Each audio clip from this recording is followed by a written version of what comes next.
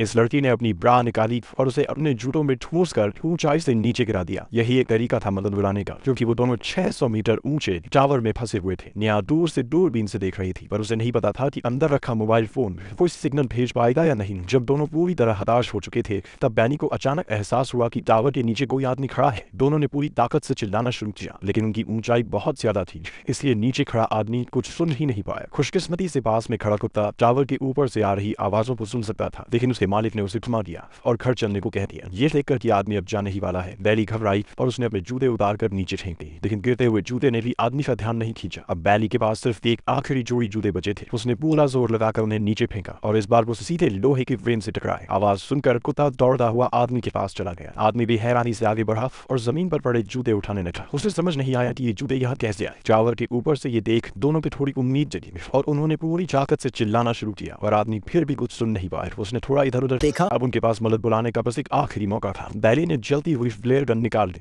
और उसे चलाने ही वाली थी कि निया ने उसे रोक दिया। रुक जा, अभी जाने से कोई फायदा नहीं होगा। वो आदमी तो हमारी तरफ देख भी नहीं रहा। निया ने दूर देखा। थोड़ी दूरी पर कुछ लोग बारबेक्यू की तैयारी कर रहे थे। उसने सोचा, अगर रात के अंधेरे में हम सिग्नल गन चलाएं तो हमारी मदद की संभावना ज्यादा होगी। तो दोनों ने टावर की छत पर रात होने तक इंतजार किया। अंधेरा होते ही बैली ने सिग्नल गन चलाई, लेकिन ये क्या, गन खराब हो गई और फायर ही नहीं हुई। उधर बारबेक्यू करने वाले लोग अपने कैंपर वैन में जाने ही वाले थे। अगर उन्होंने अभी गन नहीं चलाई तो उनका मौका हमेशा के लिए चला जाता। बैली ने एक और कोशिश की। इस बार रोशनी से भरी लाल फ्लेयर हवा में फट पड़ी। नीचे खड़े आदमी ने तुरंत उसे देख लिया। निया ने ऊपर से मोबाइल फोन की फ्लैशलाइट चमकाई ताकि वो देख सके कि हम यहाँ हैं, लेकिन जो हुआ उसने दोनों की उम्मीदें तोड़ दी। आदमी मदद के लिए नहीं आया, बल्कि उसने क्रोबार निकाला और उनकी गाड़ी का शीशा तोड़कर उसे चुरा लिया। साले हरानी, निया गुस्से में चिल्लाई। आदमी ने गाड़ी चलाने के बाद ऊपर देखते हुए मिडिल फिंगर दिखा दी और चला गया। उन्होंने टावर के ऊपर बैठे दोनों को एकदम तोड़ कर रख दिया। न सिर्फ मदद नहीं आई, बल्कि उनकी गाड़ी भी चली गई। अब उनके पास कोई रास्ता नहीं बचा। अगली सुबह तक भी उन्हें कोई बचाने नहीं आया, यानी कि मोबाइल फोन गिरते ही टूट गया होगा और उसने कोई सिग्नल नहीं भेजा। अगर यही हाल रहा तो वो दोनों प्यास से तड़प तड़प कर मरने वाले थे। अब निया ने एक खतरनाक आइडिया दिया। हमें नीचे उतर कर अपने बैग लेने होंगे। अगर रस्सी बैग तक पहुंच गई तो निया उसे खींच कर ऊपर ले आएगी, लेकिन बैली को यह आइडिया बहुत रिस्की लगा। अगर रस्सी छूट गई तो तू सीधे नीचे गिरेगी, लेकिन निया के दिमाग में ठान लिया था, अगर रिस्क नहीं लिया तो हम वैसे भी मर जाएंगे। उसने रस्सी को मजबूत से बांधा और नीचे उतरना शुरू कर दिया। पूरा नीचे जाते ही अचानक एक हादसा हो गया, पर निया का दिमाग और हौसला मजबूत था। उसने खुद को संभाला और धीरे धीरे नीचे उतरती रही। कुछ ही मिनटों में वो बैग के बेहद करीब पहुंच गई, पर वो अब भी कुछ मीटर दूर था। वो जितना हाथ बढ़ा सकती थी